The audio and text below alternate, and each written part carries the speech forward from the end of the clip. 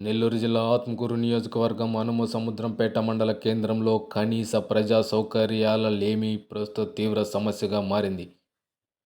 మండల కేంద్రంగా ఉండి కూడా ఇక్కడ ప్రాథమిక వసతులు అందుబాటులో లేకపోవడం స్థానికులను ఆందోళనకు గురిచేస్తుంది.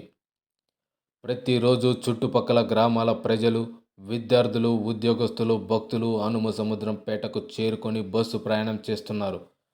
నెల్లూరు, ఆత్మకూరు మరియు ఇతర పట్టణాలకు వెళ్లే ప్రయాణికులకు ఇది ప్రధాన నిలయంగా ఉంది.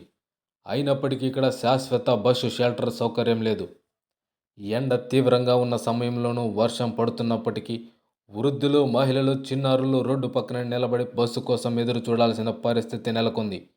ఇది ఒక మండల కేంద్రానికి తగిన పరిస్థితి కాదని స్థానికులు చెప్తున్నారు. మహిళల కోసం ప్రత్యేక మరుగుదొడ్డి సౌకర్యం కూడా అందుబాటులో లేదు. అత్యవసర పరిస్థితులలో మహిళలు తీవ్ర అసౌకర్యానికి గురవుతున్నారు. గౌరవం మరియు భద్రతకు సంబంధించిన అంశంగా ఈ సమస్యను ప్రజలు ప్రస్తావిస్తున్నారు.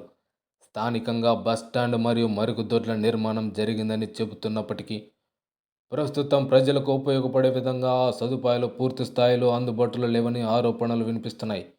నిర్మాణాలు ఉన్నాయా లేదా అనే సందేహాలు కూడా వ్యక్తమవుతున్నాయి. చీకటి సమయంలో తగినంత లైటింగ్ లేకపోవడం వల్ల భద్రతా సమస్యలు తలెత్తుతున్నాయని ప్రయాణికులు పేర్కొన్నారు. ముఖ్యంగా మహిళలు మరియు విద్యార్థులు అసురక్షిత భావనతో ఉన్నారని చెబుతున్నారు. ఎన్నో సంవత్సరాలుగా ఈ సమస్య కొనసాగుతూనే ఉంది.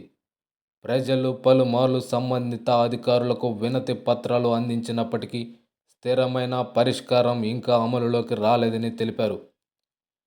ఇది రాజకీయ అంశం కాదని, ప్రజల ప్రాథమిక అవసరాలకు సంబంధించిన అంశమని స్థానికులు స్పష్టం చేస్తున్నారు.